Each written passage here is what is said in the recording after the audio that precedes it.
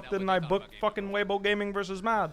Thank you so much. Hope everyone unclenched. Look at them, not a single smile. They're on their fucking phones. They're like, what the fuck was this? This World Championship? Yeah, that's a great assessment. I don't disagree with them. Not gonna lie, honestly, like, I feel like, you know, and don't get me wrong, I'm a salty motherfucker because I'm not playing at Worlds. I do not like take, I say this knowing the fact that I'm salty about it, but man, the level is just not what it used to be, my friends. It really isn't. Don't get me wrong, at Clutch Gaming vs Fnatic at 2019, that was a fucking disgusting game too. What are you thinking, you know, about the current level? I think, So, okay, what do you think drives the current level of League? I think the reason why the current level of League is low is because players do not spend effort to understand other players. I think... I have a different theory. Okay. I have a theory on why play regressed this year. Hit me with it. So salaries globally went down. This early game actually reminded me. Yeah, I think it's the opposite. I think it's the fact that salaries went up No, initially. Yeah, I know what I mean. Salaries went up Yeah, and they went then up, down. yes, and that then now demotivates people. Yes, Because they're doing the same exact work, if not more. Yes. And now there's the Armageddon looming, right? The esports winter's coming, right? Multiple players have had 2 or 3 salary cuts, 2 to 3 salary cuts each in the last 18 months. Yes. And they're doing the same exact work, if not more. Actually, objectively more, because there's more games this year. So, I see you. I think that leads to burnout, and then them wondering why the fuck they're doing what they're doing. Combined with solo queue ladders all getting worse, champions queues all dying. Yeah, I think that is why... I agree with you. No, I agree with yeah. you. No, but it's the frauds revealing themselves. You know, like, sorry, but if you're playing a competitive game, a competitive sport for exclusively money, and money is what influences your drive to win. Yeah. You are a fraud. Yeah. In my book. Yeah. In my book, because like I said, I was never the highest paid player. I never was. No, never on any of my teams. And it's not about that for me. It's like I just wanted to play with good players first and foremost. In fact, I took a really big salary cut because I didn't stream. That's my own fault, but because I thought streaming influenced my performance negatively. Wait, hold on. What was it? You had to do hours. No, this was Fnatic. This was happening in TL, and I did do those hours. But that was a different thing. That was a different false, right? That was a different thing. I was like, if we didn't make Worlds, that was a possibility. Like anyway, that's a different thing. Like in Fnatic, I had hours to stream, and I believed streaming would influence my performance because for me, I get affected by public opinion. I know that. I know that for a fact. When I open Reddit and I read shit like Bwipo is the best fucking player in the world, he's the GOAT, that influences me. It makes me more confident. It makes me want to play more harder counter picks. And when I read on Reddit, this guy's fucking dog shit, blah, blah, blah, it also influences me because it makes me want to prove to people that I am not dog shit. Or it makes me mad because they're fucking blind. Right. Either or. I've had both. But my point is when I stream, that's obviously emphasized. And it turns into me constantly reading all my chatters' opinions and everything. Because when I stream, I focus on a lot of like viewer interaction. Because again, I think that's just what I do. And as a result, I just didn't stream that much. And I got a pretty, I took a pretty significant pay cut because I didn't do that. Because again, I just thought it wasn't worth it. I wanted to win more than anything. And I just feel like a lot of players do not want to win more than anything. They want to make money more than anything. And they are fine being just second best. They are fine with playing against a player like Bin or Chovy and then going like, well, I'm never reaching that guy's level. So I guess that's fine. Whereas I really think that the players that were on Fnatic and G2 in the years that Europe was extremely competitive, we would play against those players and think to ourselves like, how the fuck do we beat this guy? Like, what do I need to do to win against this player?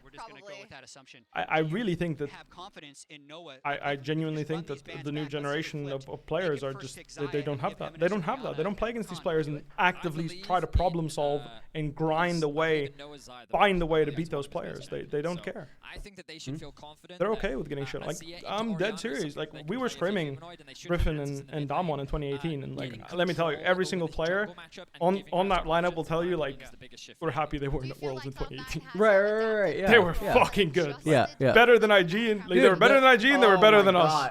The Nagari retirement story. Fucking next year, man. Maybe I'll talk about it. It's been a year, right, since he's retired. I think so. Yeah. It's about a year. Maybe I'll probably. Yeah, like no one has talked about it yet. It's super crazy. Was with MNS on Cassante.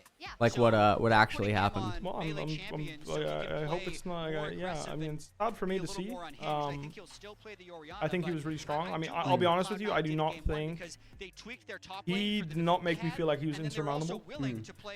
Then again, like, there's only one player where I actually sat, like, when I played against him, I actually was like, holy shit, like, if I have to play against this guy, I have to grind the VODs and check fucking every auto attack I do, because this guy is fucking good. This guy was the first top laner. I need to actually look at what I'm doing if I'm playing against this guy on stage, because he murdered me if I'm not actively paying attention to every decision I make, and even down to the clicks. I don't know, that guy's fucking nuts. They're gonna play Ivern, by the way, this game. I'm not so sure. I think it might be like, are you sure? Like, your top laner just got fucking murdered. That's why they have to play Ivern.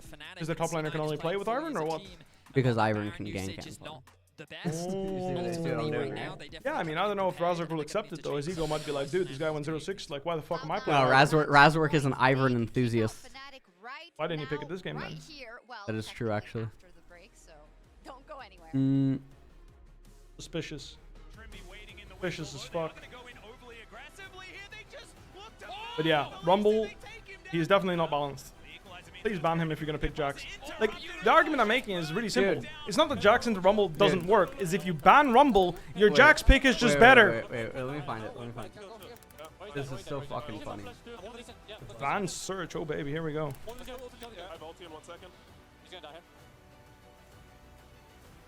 Nice, good job, good. Nice, good. Good job, guys. It's fine.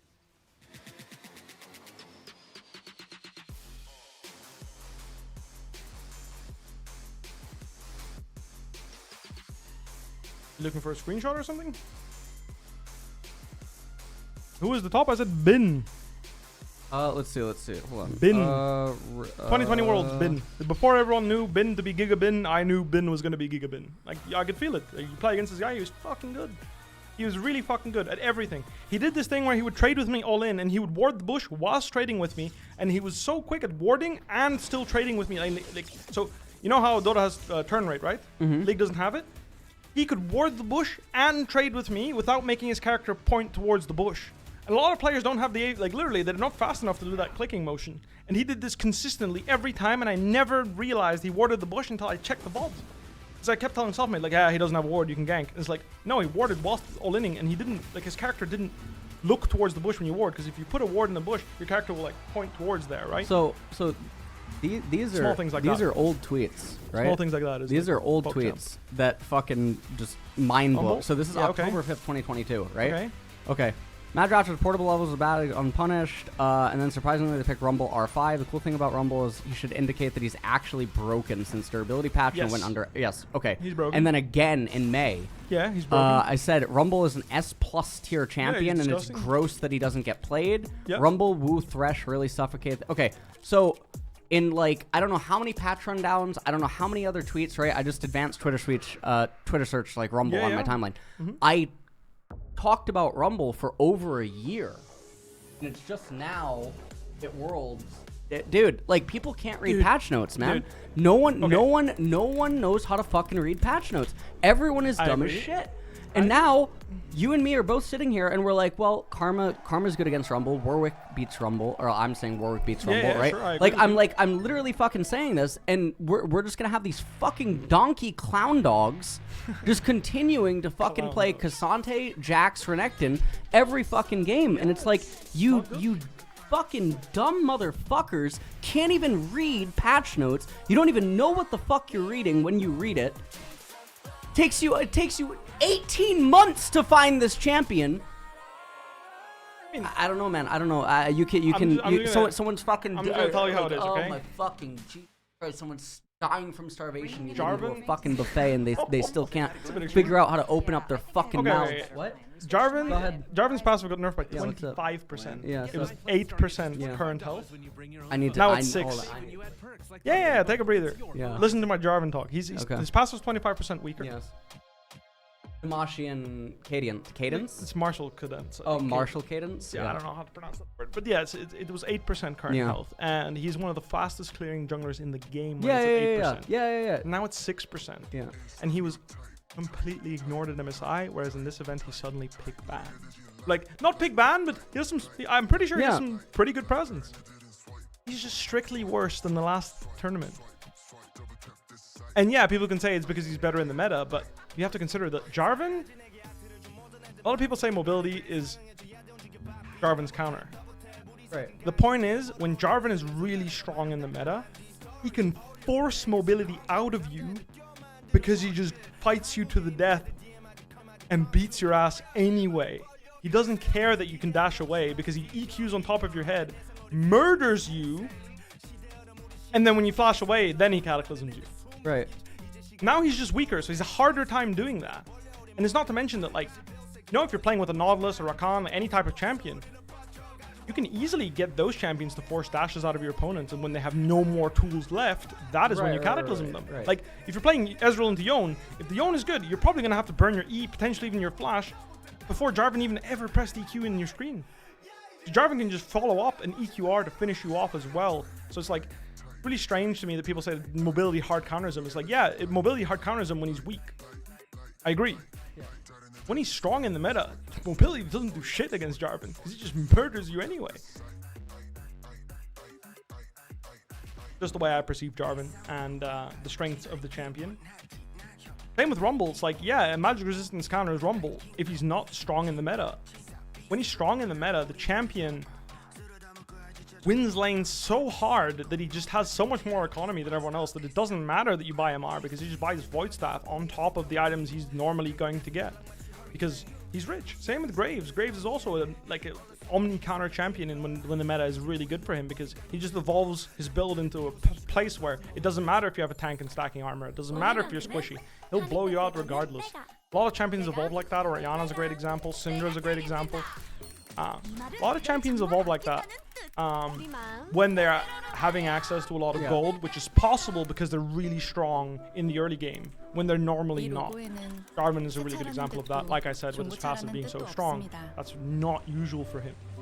Graves, Syndra, Orianna, a lot of these champions evolve into anti-champion champions. That's what I like to call them.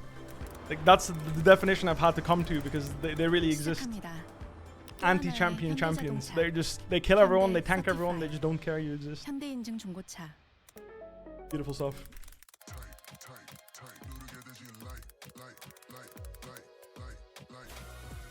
Yeah, no. It's also stigma. I do fully believe it is stigma. I've worked with players that do this a lot, where they will constantly make you second guess on your champion picks. Like when you read a patch note and you're like, I'm pretty sure this champion's broken, they'll constantly make you second guess on whether or not this champion's actually good, even when you're demonstrating that they're pretty good. If it's not like a landslide difference, they will be like, yeah, but if you pick Annie, you can just flash stun him. Why are we playing Azir? Like, Azir, you need to like mechanically, you need to be really strong mechanically, you need to play the champ very well and stuff. Remember the Azir changes? Good example.